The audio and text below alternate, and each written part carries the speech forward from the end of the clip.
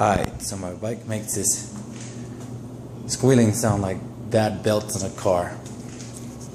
I narrowed it down to the left side, like somewhere in that area. I'm gonna start it up now so you can hear. And it does have, I think, 23,000 miles. But here you go.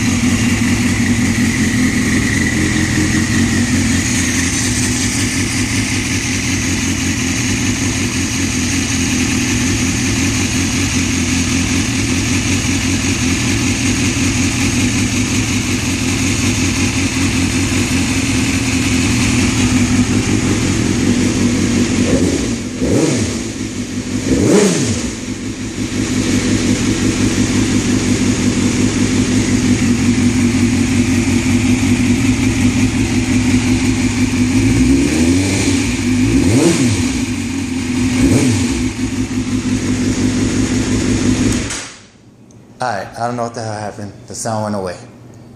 If anybody knows what that sound is, let me know. Thank you.